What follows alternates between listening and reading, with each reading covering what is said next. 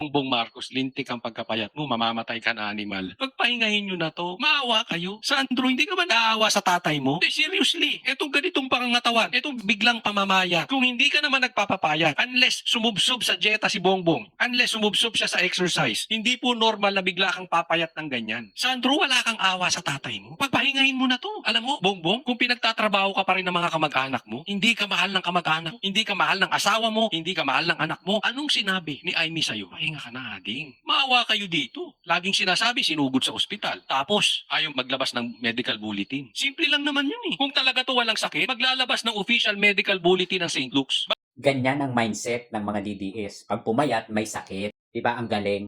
Tapos pumayat, pag re-resignin. Ang galing talaga ng mga DDS, no? Alam mo, Coach Oli, ang dami-dami mong sinasabi. Sa totoo lang, kayo ang nakakaawa.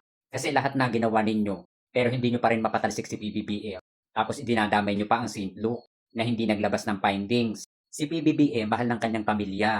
Kasi nagsusuportahan sila. Ikaw kaya, mahal ka ng pamilya mo na hindi nila kinocall out o kinukundina yung ginagawa mo. At saka mas maalam ka pa sa doktor.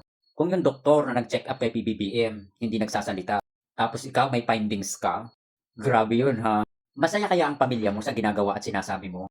Iisa lang naman ang ibig sabihin ng ginagawa mo. Kumuha ng simpatsya sa tao, magpapansin, manira.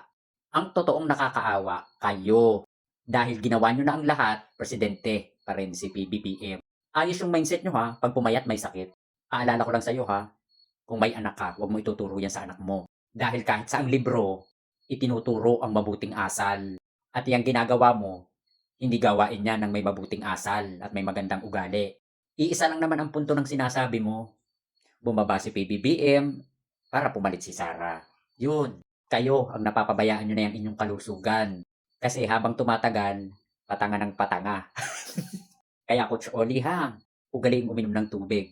Mainit ang panahon, uso ang high blood. Dadahan.